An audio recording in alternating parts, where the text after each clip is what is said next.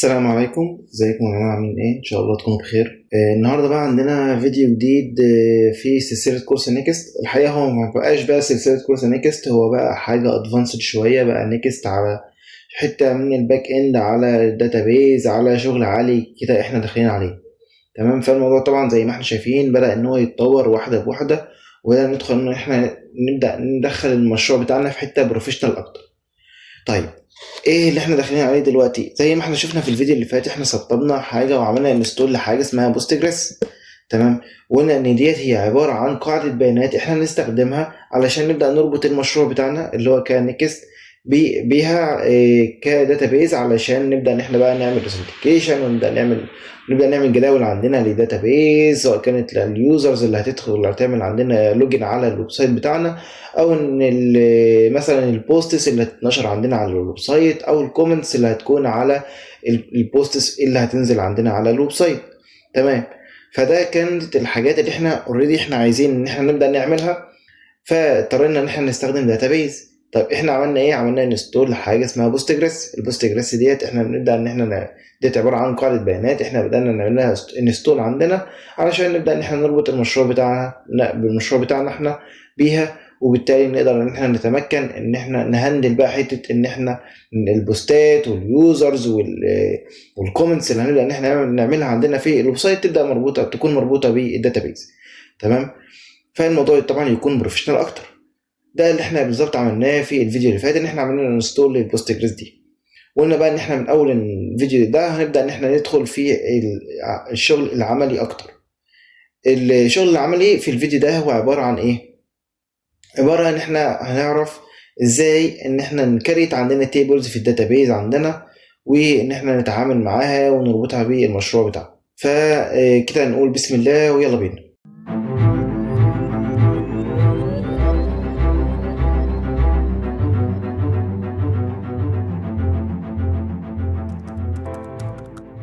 طيب مبدئيا كده احنا عندنا حاجه اسمها بريزما. والبريزما ديت هي خاصه بالبوستجريس كقاعده بيانات. طب البريزما ديت وظيفتها ايه عندنا، او ايه اللي احنا نستفاد من البريزما دي؟ احنا قلنا ان احنا عندنا حاجه اسمها قاعده بيانات، صح؟ اللي هي الداتابيز.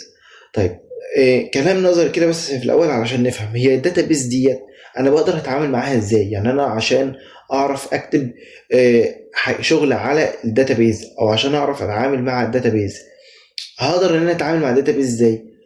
بيكون عندنا لغات اسمها زي سيكوال مثلا او ماي سيكوال، ولغات تانية كده بنقدر ان احنا نتعامل من خلالها مع الداتابيز. طيب انا اصلا في المشروع بتاعي انا ما بكتبش اللغه دي، انا ما بكتبش سيكوال، ما بكتبش ماي سيكوال، انا بكتب جافا سكريبت. طيب ازاي اقدر بقى ان انا اتعامل او ان انا اربط الشغل بتاعي او الداتا اللي موجوده عندي في الشغل بتاعي انا اللي هو الجافا سكريبت اللي انا بكتبه الجافا سكريبت بالداتابيز، وهي اصلا الداتابيز بتفهم السيكوال والماي سيكوال واللغات التانية دي؟ ازاي بقى اقدر ان انا اتعامل او اربط ما بين ده وده، او ازاي ان انا اقدر افهم الداتابيز او قاعده البيانات بتاعتنا الشغل الجافا سكريبت اللي انا كاتبه عندي افهمه لها كسيكوال او ماي سيكوال؟ بيجي بقى عندنا حاجه اللي هي الاو ار ام. الاو ار ام ده هو زي جسر كده او زي كوبري، هو عباره عن بوابه او جسر او كوبري زي ما انا قلت، بيربط او بيفهم او بيحول الجافا سكريبت كود اللي احنا اصلا بنكتبه عندنا لسيكوال او ماي سيكوال، على حسب بقى انت بتتعامل بايه، لسيكوال او ماي سيكوال زي ما احنا قلنا، وعلى حسب بتتعامل بايه اللي هي الداتابيز عندنا بقى، عشان تبدا الداتابيز تفهم الاوامر اللي جايه لها او الكويريز او الكومنتس اللي هتوصل لها، وبالتالي تقدر تحولها عندنا لتيبلز وتقدر تدخلها عندنا في التيبلز او تحذف منها او ايا كان الكويريز اللي احنا مدخلينها عليها. فده كان الجزء اللي احنا نفهم من خلاله ايه هو ايه او ايه هي طريقه الربط ما بين الشغل بتاعنا احنا كفرونت اند ديفلوبر او كجافا سكريبت كود لسيكوال وماي سيكوال، وايه هو الاو ار ام والشغل النظري اللي في الاول ده. اتمنى يكون المعلومه فاهم. طب ده كان الجزء النظري في فيديو النهارده، احنا ازاي فهمنا او عرفنا يعني ايه الاو ار ام ده. اللي بيوفر لنا بقى الاو ار ام ده هي حاجه اسمها بريزما اللي احنا اوريدي واقفين عليها دلوقتي. البريزما ديت هي اللي هتفهم لنا او هتظبط لنا حته او هتهندل لنا حته ازاي ان احنا نفهم الداتابيز عندنا البوست جريس اللي احنا اصلا عملنا نوصل الفيديو اللي فات. تمام. تبدا تفهمه لها شغل الجافا سكريبت اللي احنا اصلا بنكتبه عندنا في الكود. حلو. طيب ده بالنسبه للبريزما، ده بالنسبه للبريزما والاورام. نبدا بقى في الشغل العملي بتاعنا. الشغل العملي بتاعنا اول حاجه ان احنا نبدا نقول ان احنا عايزين نبدا ننزل البريزما دي عندنا، او مش ننزلها، احنا نبدا بقى ايه ندخلها معانا في الشغل بتاعنا على الويب سايت بتاعنا. ده بالنسبه للمشروع بتاعنا اللي واقف عليه اهوت زي ما احنا عارفين، ده المشروع اللي احنا واقفين عليه من ساعه ما احنا خلصنا شغل على المشروع بتاعنا، اخر حاجه احنا واقفين عليه. هنبدا ندخل على التيرمينال ونكتب حاجه اسمها npm install npm install -d اللي هي عشان احطها في الديف ديفنسز او الديف ديفلوبر مود في اللي هي البريزما بتاعتنا. هعمل كده بريزما عشان كده اقدر ان انا اعمل لها انستول وابدا اعمل انتر. المفروض دلوقتي ان انا هبدا اعمل انستول او اعمل انستليشن للبريزما ديت عندنا في المشروع بتاعنا. فهبدا طبعا ان انا ادخل على الباكج جيسون واستنى عمليه الانستليشن تخلص علشان اجي ابص الاقيها اتضافت هنا للديبندنسز بعد ما عمليه الانستليشن ديت تخلص.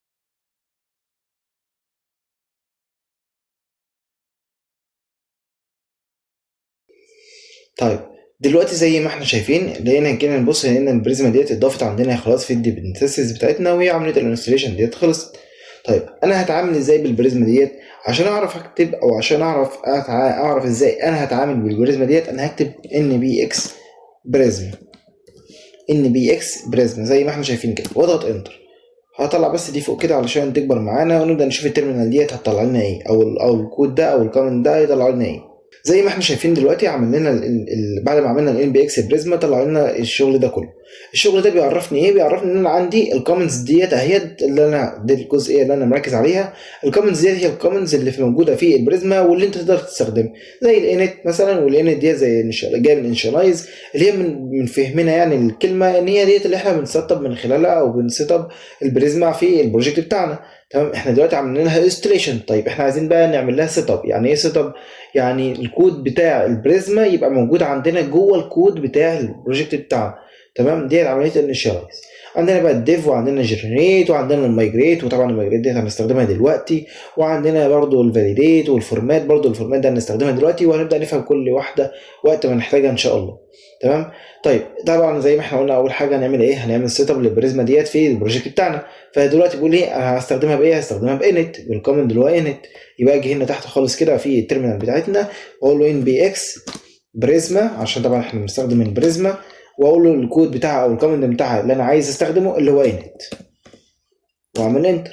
بمجرد ما انا كتبت الكود ده عندي كده، بمجرد ما انا كتبت ان بي اكس بريزما انت، هاجي ابص الاقي هنا هو جاي لي هنا كده وعمل لي فولدر اللي هو اسمه بريزما. جوه البريزما دوت فيه فايل، ولكن انا مش هاجي الفايل دلوقتي، انا عايز اشوف هو عمل ايه تاني. هاجي ابص الاقي جه في الدوت، جه هنا كده في الدوت انف ده وعمل لي فايل اصلا، يعني الدوت انف ده اصلا ما كانش موجود عندنا. طيب انا لما افتح الدوت انف ده هاجي ابص الاقي هنا كده لينك طويل عريض. اللينك ده هو ايه؟ اللينك ده هو اللي هيربط لي الشغل البريزما اللي انا بكتبه عندي في الكود للاستوديو او للبريزما بقى اونلاين او داتابيز اللي هتكريت عندنا عن طريق ده اللينك ده. اللينك ده هو زي اي بي اي كده. تمام. حتى هو هنا كاتب لي اي بي اي كي زي ما انا قلت كده ان الاي بي اي كي ده هو ده اللي هيربط لنا الشغل بتاعنا بتاع الجافا سكريبت كود او الشغل بقى اللي احنا عامه بنكتبه هنا على البروجكت. وبعد ما نعمل له مايجريت يبدا بقى يرفعه عندنا على الداتابيز ويبدا يحوله بقى، والدنيا دي تتعمل بقى لوحدها كده بطريقتها. تمام. طيب الدوت انف ده هاجي ابص الاقي هنا هو في الملف اللي هو دوت جيت اجنور هاجي ابص الاقي ان الملف ده اتضاف هنا فين اهو. تمام. طيب الملف ده اتضاف هنا ليه؟ قال لك لان اصلا الدوت انف ده هو بيحتوي على لينك ده خاص، المفروض اصلا ان اللينك ده ما يترفعش. يعني اللينك ده لما تيجي ترفع الملفات بتاعتك على جيت هاب اللينك ده ما يترفعش. ليه؟ لان هو خاص بيك انت. اللينك ده هو عباره عن اي بي اي كي هو خاص بيك انت، فاي حد ما ينفعش يقدر يوصل لللينك ده. تمام. مش اي حد يقدر يوصل. هنيجي نبص برضو على الفايل اللي اتضاف جديد ده، هنيجي نبص ان اسمه prisma.config.ts. في بريزما قبل كده او في الفيرجنز بتاعت بريزما قبل كده الفايل ده ما كانش بيبقى موجود. الفايل ده كان بيبقى مدموج او مدمج مع الفايل اللي هو اسمه سكيما بريزما. تمام. ولكن طبعا مع الفيرجنز الجديده هو بقى مفصول لوحده. فالبريزما دوت كونفيج دوت هو بس جواه بيعرفك ان انت هتقدر تاكسس على الداتا بيز بتاعتك عن طريق اليو ار ال اللي هو موجود في ملف الانف اللي هو موجود في المتغير اللي اسمه داتا بيز يو ار ال اللي احنا كنا لسه عنده من شويه. طيب ده بس كان فايده او اللي انت تقدر تستنتجه او اللي انت تقدر يعني تستوعبه من الفايل ده او اللي يهمك يعني في الفايل ده. تمام. بعد كده هندخل على بريزما بقى ونبدا نشوف الفايل ده. الفايل ده هو اهم فايل عندنا دلوقتي. تمام. الفايل ده اوريدي هو اللي هيبدا عليه الشغل كله. انا هنا خلينا بس ناخده كده، طبعا ديت كومنتس اللي عليها علامه التسجيل، كومنتس ما تهمناش. هاجي ابص الاقي هنا الكلاينت دوت هو بيقول لك ان البروفايدر بتاعك هو بريزما كلاينت، وده اللي احنا اوريدي عارفينه، احنا شغالين ببريزما. تمام. ودي الاوتبوت بتاعك اللي هو موجود فيه السورس جنريتد بريزما، يعني هنشوف الحته دي دلوقتي، يعني الاوتبوت ديت هنشوفها مع الشغل دلوقتي. خلينا بس لما نوصل لها. هنا الداتابيز برضو الريسورس بتاعتك هي البوست جريس سيكوال، واحنا قلنا ان احنا شغالين هنا سيكوال. تمام. انما طبعا احنا لو عايزين نغيرها ونخليها ماي سيكوال نقدر نمسح ديت كده ونخليها ماي سيكوال ونغيرها على حسب ما احنا عايزين، على حسب انت شغال بايه. تمام. ما بعد هذا الكود ياتي الشغل كله بقى بيجي هنا في المنطقه دي كده. ايه اللي احنا نعمله بقى هنا؟ اللي احنا نعمله هنا ان احنا هنبدا نكريت التيبلز بتاعتنا. طيب قبل بقى ما نكريت التيبلز بتاعتنا دي، احنا في الاول هنحتاج ان احنا نيجي هنا كده فين، عايزين نوصل للدوت انف ده عشان نعدل اللينك بتاعنا ده. اللينك بتاعنا ده طيب هو جاب الاي بي اي كي، هو انا دلوقتي عملت انت. طب هو عملت انت وراح عمل لي الفايل اللي هو دوت انف وراح حط لي فيه اي بي اي كي. هو اصلا جاب الاي بي اي كي دي منين؟ يعني هو ايه اللي عرفه ان ده الاي بي اي كي بتاعي اصلا؟ فبالتالي انا لازم ادخل على البريزما واجيب واعمل لوجن واجيب الاي بي اي كي بتاعي او اللينك اللي انا هقدر اتصل بيه على البريزما او على الاو ار ام بتاعي وابدا احطه عندي هنا كده في المتغير ده. تمام. هعمل كده ازاي؟ كل موضوع بسيط جدا. هبدا ان انا اقول له ان انا هدخل على اللينك ده كده، اللينك اللي هو حاططه لي اصلا ان هو بيقول لك اهوت see the documentation for all connection string options. لو انت عايز تعمل كونكشن خلاص يا عم انا هاجي هنا كده واعمل فولو لينك واعمل اوبن، هيبدا ان هو يفتح لي البيج دي. تمام. البيج دي بقى بيقول لك ان انت عندك كذا طريقه انك تاخد اللينك بتاعك. والله انت ممكن اصلا تحط البوست جريس وتحط اليوزر نيم بتاعك وتحط الباسورد اللي هو اصلا المفروض ان احنا عندنا اليوزر نيم وعندنا الباسورد اللي هم كانوا ايه، اللي هم كانوا اليوزر كان البوست جريس والباسورد كان ادمن 1 2 3 اللي احنا عملناهم في الفيديو اللي فات. احنا ممكن نعمل بالطريقه دي وممكن نعمل بطريقه تانية خالص اللي هي الطريقه دي، على حسب بقى انت عايز تعمل ايه. تمام. فهو هنا بيقول لك ان انت هنا كده ممكن تروح على يعني the user and password values are provided when you generated credentials for Postgres instance in the Prisma console. طب ما تيجي ندخل كده على البريزما كونسول ديت ونشوف هتقدر ان هي تجيب لنا ايه. طبعا ممكن نعمل عليها لوجن. انت عايز تعمل لوجن بجيت هاب، عايز تعمل لوجن بجوجل، خلينا كده نعمل لوجن بجوجل. اول ما تعمل لوجن هيبدا بقى يظهر لك المنطقه دي يقول لك دخل لي مثلا البروجكت نيم، فانا مثلا هسميه ويجو مثلا. ماشي. انا طبعا هنا انت بتسميه هنا باسم البروجكت، يعني بسميه مثلا مثلا انت عندك ويب سايت مثلا عامله عن عن ايه مثلا كارز مثلا سيارات اي كوميرس مثلا، فانت هنا المفروض انك تسميه بالاسم ده. تمام. تبدا انت هنا تختار مثلا الايست ديت علشان الشرق مثلا، وتاخد هنا الرول بتاعك مثلا تعمله مثلا سوفت وير انجينير، هنا تيجي تعملها سولو، هنا تيجي هنا كده وتعملها مثلا جاست لوكينج اراوند تعمل سكيب اصلا الخطوات دي كلها وتعمل كونتينيو وخلاص. تمام. هيبدا هنا هو كريت لك البروجكت بتاعك الجديد. تيجي تبص هنا تلاقي عامل لك بروجكت جديد، عامل لك داشبورد وعامل لك الداتابيز بتاعتك. نيجي هنا نعمل كونكت، هنا بيقول لك كونكت تو يور داتابيز، انت عايز تعمل كونكت، فبالتالي هبدا ان انا اوصل على دي كده.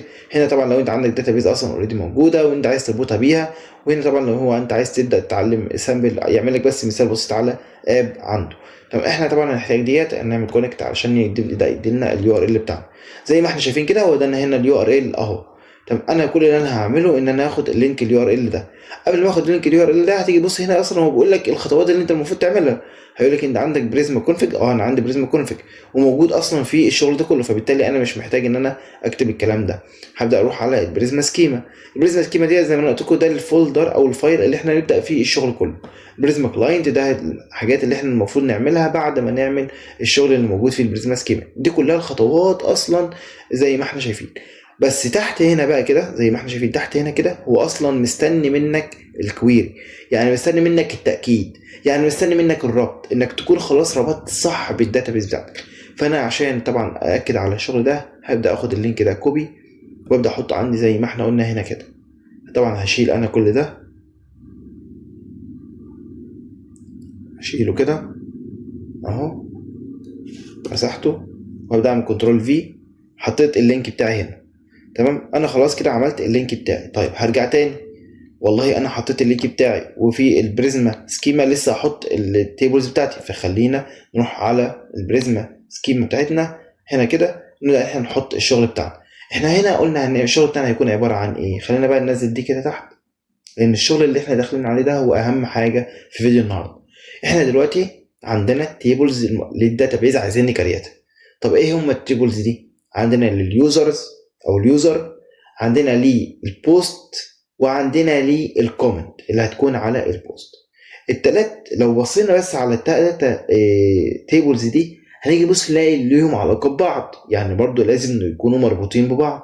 يعني ايه ليهم برضو علاقة ببعض برضو عشان نبقى فاهمين؟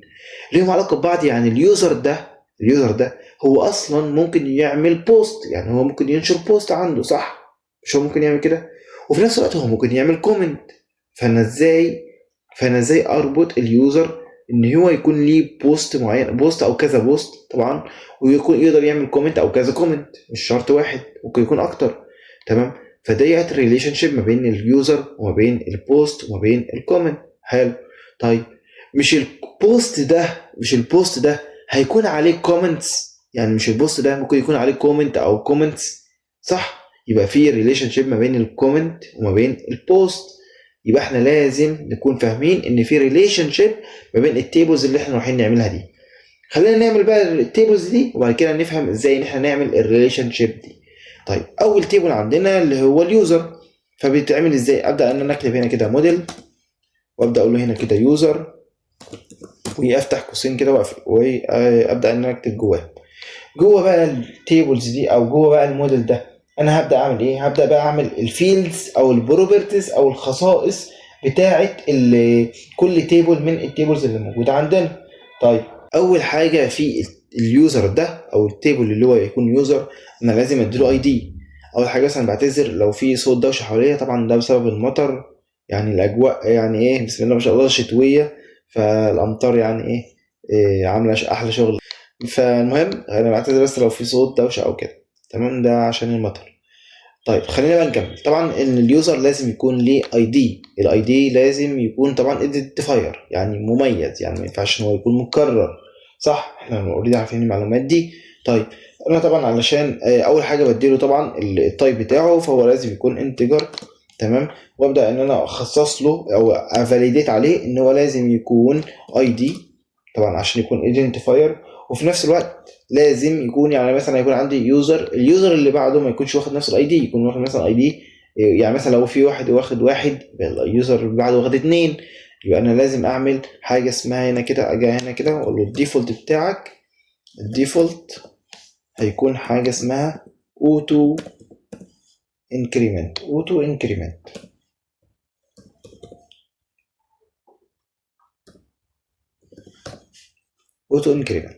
تمام، وقفل القوس وافتح القوس كده.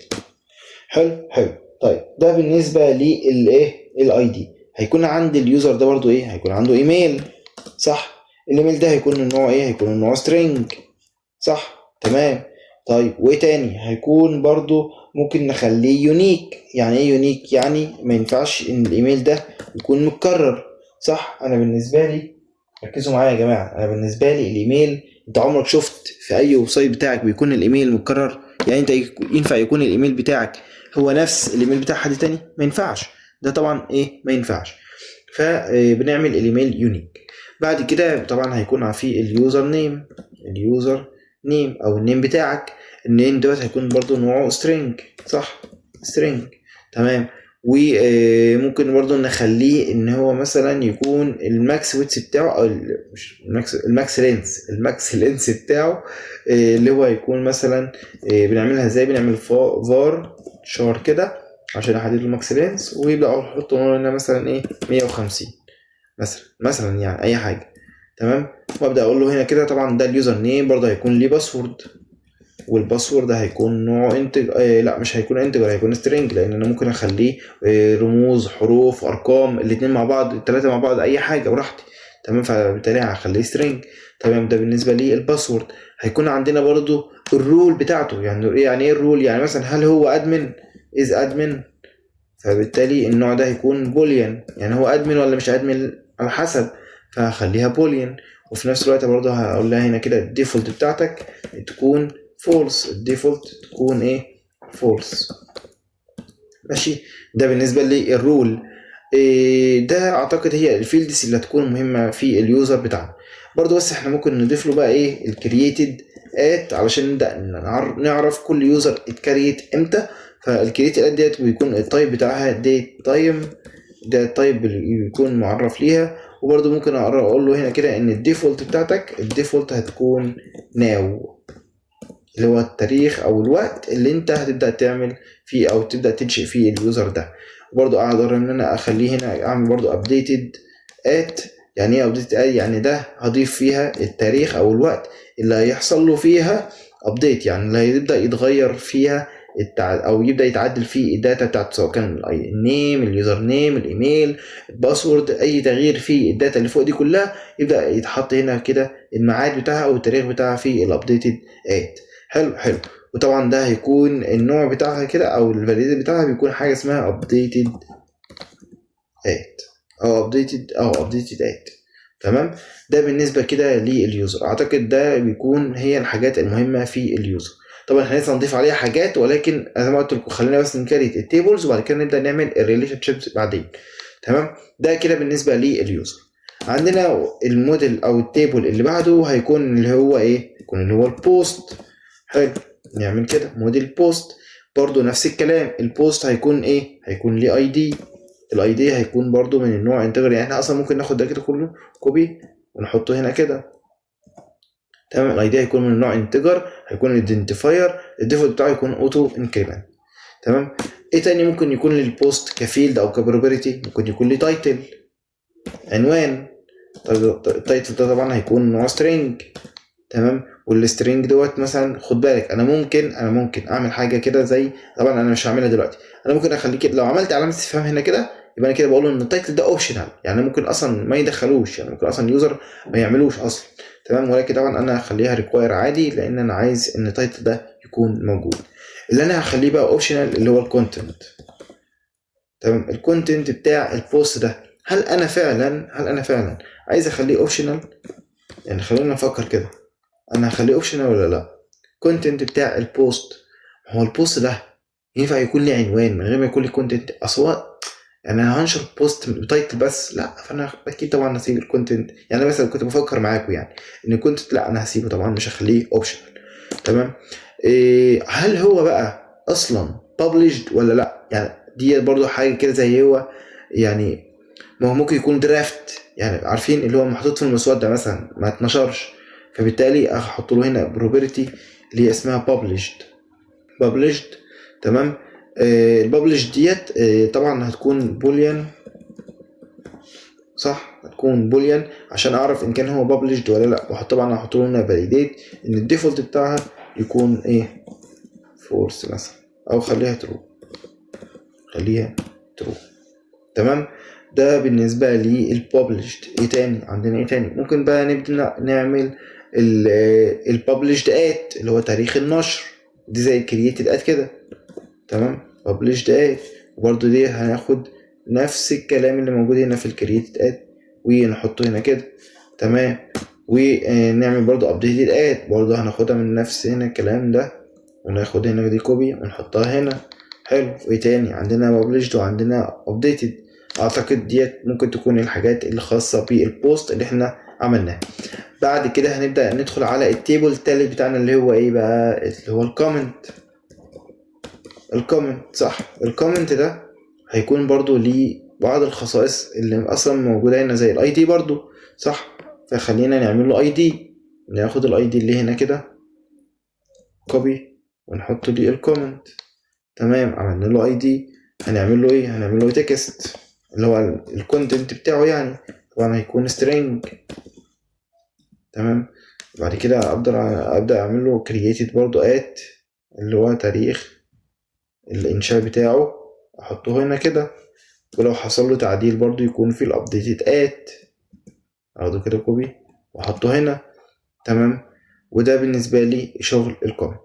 طيب انا بقى عشان طبعا انظم شكل اللي يعني زي ما احنا شايفين كده الكلام تحسه داخل في بعضه، فانا عشان انظمه فهاجي برضو الاقي ان البريزما ليها امر احنا اصلا اوريدي قلناه فوق. هاجي ابص هنا كده فوق فوق فوق فوق كده، امر حاجه اسمها ايه؟ فورمات صح، فورمات اهو. ده هتبدا تعمل لي فورمات للشكل ده كده. تمام، فاعمل ان بي اكس بريزما فورمات واعمل انتر. هنيجي نبص نلاقي شكل الكلام ده بقى يتحسن شكلا بس يعني، فاهمين؟ منظر بس. وهنا بيقول لي next you already have a get ignore file don't forget to add. ما علينا، طبعا احنا ايه عملنا فورمات هنا وخلاص.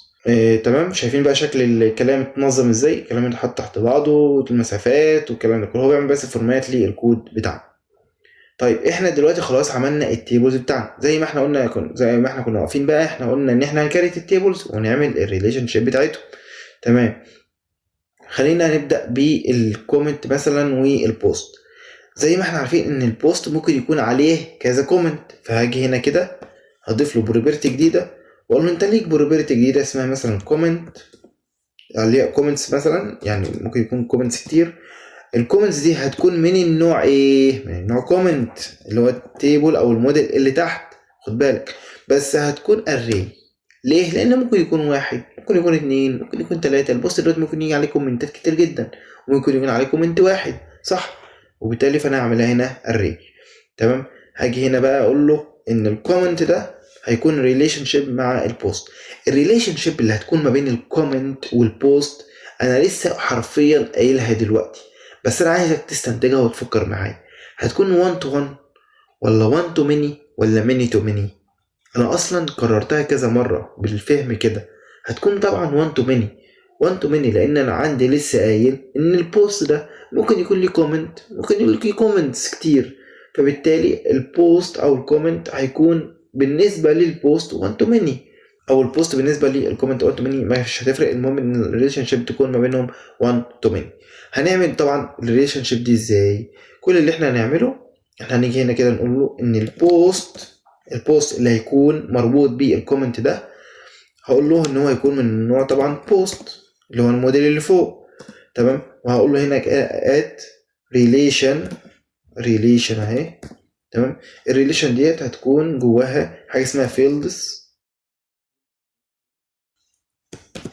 الفيلز دي بعمل كده زي ما احنا شايفين رصيتين او الكولن ديت والاري. وهقول له هنا كده ان هتكون البوست ده مربوط بحاجه اسمها البوست اي دي. البوست اي دي ده احنا لسه ما كتبناهوش، هيكون طبعا موجود عندنا هنا كده. البوست اي دي هيكون موجود هنا كده بوست اي دي اهو. البوست اي دي طبعا دوت هيكون من نوع انتجر. تمام اهو. تمام، عملناه هنا اهو وهيكون موجود. ده الفيلدز اللي عندنا. الفيلدز عندنا ده هيتربط بايه؟ هيتربط بالريفرنس. الريفرنس دي اللي هي ايه بقى؟ اللي هي الاي دي. ايه انها اي دي بالظبط؟ الاي دي اللي موجود في البوست. تمام، هي بريزما هتفهم الحته دي.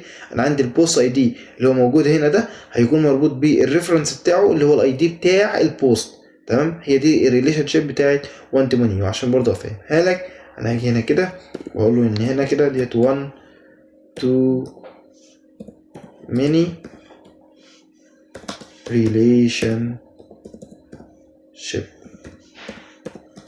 أو between post and comment.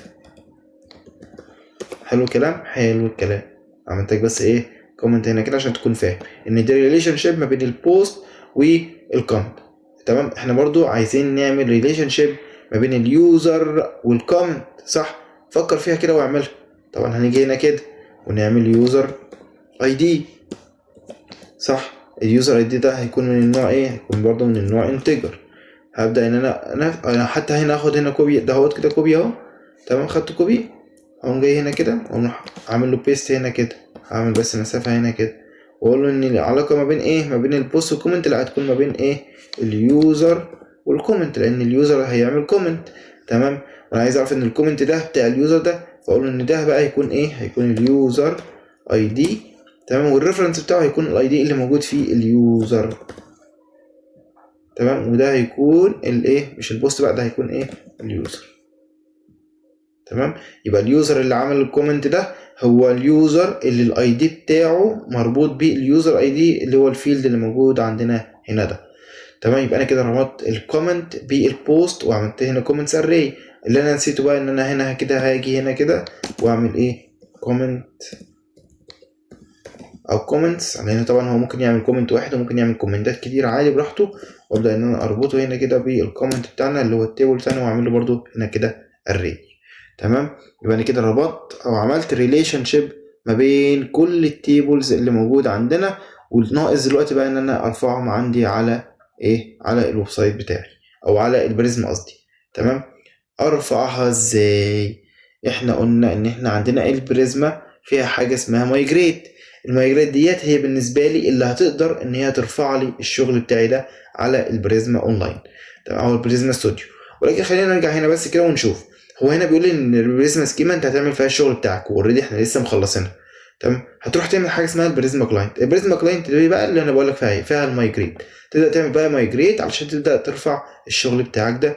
هاخد انا بقى طبعا الكود ده كوبي كده وابدا ادخل على الفيجوال ستوديو كود واحطه هنا كده. خد بالك ان هو هنا داش داش نيم ديت انت بتحط بعدها الاسم المايجريت اللي انت عايز تعمله. يعني ان ديت هي اصلا ده اسم افتراضي، انت ممكن تغيره براحتك على حسب اسم المايجريت اللي انت عايز تعمله. طبعا هو هنا جاب لي ايرور، قال لي ان انت عندك هنا كده ايرور. الايرور ده اللي هو ايه؟ خلينا نشوف كده. انت عندك مشكله في الريليشن شيب اللي انت عاملها. خلينا نبص ايه المشكله اللي عندنا. المشكلة اللي عندنا ان البوست ماشي ده من النوع بوست، حلو، والريليشن شيب ريليشن، يعني اعتقد ان هي بس ممكن يكون خطأ املائي على ما اعتقد، لان اعتقد ان السنتكس مظبوط. الفيلدز طبعا هي شفته زي ما قلت لك، هو غلط، هو خطأ املائي وليس خطأ سنتكس. ريفرنسز كده المفروض كده. خلينا نجرب نعمل مايجريت تاني. وعشان برضو قبل ما اعمل مايجريت انا ممكن اغير كلمه انت دي برضو علشان اوصل لكم انا كنت اقصد ايه. انا اغير كلمه انت دي واخليها مثلا creating داش tables مثلا، او creating models، اي حاجه يعني انت عايز تسميها اي اسم. ده اللي انا اقصده، ان انت ممكن تسميها اي اسم. واعمل انتر، نبدا نشوف هل عمليه المايجريت هتتعمل ولا هيحصل فيه اخطاء. الحمد لله عمليه الميجريشن تمت بنجاح. عرفت منين بقى؟ طبعا هو هنا خلاص قال لي ان يور داتابيز از ناو ان سينك ويز يور سكيما. وبرده هتيجي بص هنا كده بقى الاقي عمل لي فولدر الميجريشن. فولدر الميجريشن ده بقى ده اللي انا ده عليه الحوار كله بقى، ده اللي عليه الحوار كله اصلا. اول ما افتحه كده هاجي ابص الاقي جواه فايل طويل عريض كده متشفر بكود معين او برمز معين، ده بس عشان افرق ما بين عمليه الميجريشن وبعضها. في الاخر خالص بقى تلاقي كاتب لك كرييتنج مودلز، ده الرساله او العنوان اللي احنا بعتناه هنا اهو، ده النيم اللي احنا بعتناه هنا واحنا بنعمل مايجريت. فعادي جدا، فهو بس ايه؟ ده الرساله اللي ممكن تكون احنا بنغيرها براحتنا. اول ما افتح الفايل ده هلاقي جواه فايل اسمه migration.sql. اول ما افتحه هاجي ابص الاقي جواه كل التيبلز اللي احنا عملناها، وفي الاخر خالص هلاقي الريليشن شيبس برضو اللي احنا عملناها. هاجي ابص الاقي هنا طبعا ده السيكوال بقى، ده اللي انا كنت بقول لكم عليه من الاول، ان هو ازاي ان احنا حولنا الكود جافا سكريبت اللي احنا عملناه هنا كده للشغل اللي موجود للغه السيكوال اللي هي يعني كده اللي تقدر بقى السيكوال ان هي تفهمه. خلينا بقى نرجع كده على الويب سايت بتاعنا واجي ابص الاقي هنا كده يو جاست كويرد يور داتا بيز. كده احنا تمام ربطنا الداتا بيز بتاعتنا بالشغل بتاعنا على الاستوديو. ممكن بقى ان انا اضغط هنا كده وابدا ان انا اشوف الداتا بيز او اشوف التيبلز اللي انا كريتها عندنا. طبعا لو انا ضغطت هنا كده هتروح هناك على طول. وممكن بس ان انا ايه طبعا ده احنا خلاص الكويري والداتابيز دي احنا مش محتاجين. يعني انا قلت دلوقتي بدل ما اضغط بقى هنا، انا عايز بس اعمل لكم حاجه هنا كده، وان انا اكتب هنا كده ان بي اكس بريزما ستوديو. هي هتوديني لنفس المنطقه او نفس الفكره اللي اللينك ده هيودوني، ولكن برضو انا عشان افهمكم او عشان تبقوا عارفين برضو الكود ده ما يبقاش رايح عند دماغكم، او تبقوا عارفينه برضو اللي هو ان بي اكس بريزما ستوديو. اول ما اضغط عليه كده هبدا ابص الاقي ان هو يبدا يعمل لي هوست للتيبلز ديت على حاجه اسمها بريزما ستوديو، ويبدا يعرض لي فيها التيبلز بتاعتي. شايفين عمل لي هوست اهو، واجي ابص الاقي يفتحه لوحده خالص، فتحه ويبدا يفتح معايا اهو ويحمل. واجي ابص الاقي الداتابيز كريت عندنا تيبلز، اجي ابص الاقي في التيبلز عندي تيبل للكومنت وتيبل للبوست وتيبل لليوزر، وكل واحد ليه الفيلدز بتاعته موجوده فوق هنا كده. وابدا بقى ان انا ابدا اشتغل على الداتابيز ديت، وكل داتا او كل حاجه اقدر ان انا ادخلها بقى في التيبلز بتاعتنا ديت. وده اللي احنا طبعا هنعمله قدام. فيديو النهارده كان طويل انا عارف، ولكنه مهم جدا زي ما انت شفتوا، مهم جدا كفرونت اند، مهم جدا كباك اند، مهم جدا كفول ستاك ديفلوبر، انك تكون فاهم العلاقه ما بين الداتابيز بتاعتك بمضمونها بكل محتواها والبروجكت بتاعك، وانك ازاي تقدر تربط الاتنين ببعض، وانك تكون فاهم يعني او ار ام اللي هو الجسر اللي بيربط ما بين ده وده، وانك تكون فاهم طريقه التحويل اصلا، او طريقه فهم، او طريقه ان ازاي الداتابيز بتاعتي اللي بتفهم لغه معينه كسيكوال وماي سيكوال، ان هي تقدر تفهم شغل الجافا سكريبت بتاعك اللي هو اصلا بيتكتب عندك ككود عندك مثلا على برنامج زي فيجوال ستوديو كود. فزي ما انت شفتوا فيديو النهارده كان طويل بس مهم جدا جدا جدا. حاول تسمع مره واثنين وثلاثه، حاول تطبق الخطوات دي كلها لوحدك لوحدك لوحدك لوحدك، عشان تقدر بعد كده تفهمها، عشان بعد كده الخطوات دي متشابهة على فكرة جدا في حاجات كتير، في بريزما، في سوبا بيز، في مونجو دي بي، في معظم الحاجات اللي بتشتغل مع داتابيز الخطوات الى حد ما بنسبة 80 ل 85% الخطوات دي متشابهة جدا. تمام. الفكرة كلها انك تكون فاهم، بس انك فاهم، انا بقول فاهم مش حافظ، لان الحفظ سهل، انا قلت لك خطوات اصلا متشابهة، ان بس انت تكون فاهم ازاي اصلا انك تحول طريقه الشغل بتاعتك من كود جافا سكريبت مثلا او ايا كان الكود اللي انت تكتبه لداتا بيز وان تيبلز بقى والكلام ده كله. طبعا احنا لسه هنشتغل مع الحاجات دي برضو اكتر قدام. تمام. مش هطول عليكم اكتر من كده. حاولوا تسمعوا الفيديو مره واثنين وثلاثه، ركزوا فيه جدا جدا جدا، واي حاجه تقف معاكم انا معاكم على تشانل تليجرام. احنا اوريدي اصلا عاملين تشانل على التليجرام، لو انت ما انتش عارف بنتابع عليها كل حاجه اول باول. لو انت عندك اي مشكله تقدر تتواصل معانا هناك. انا وليد، وده كان فيديو جديد من سلسله كورس نيكست. اشوفكم في فيديو جديد. سلام.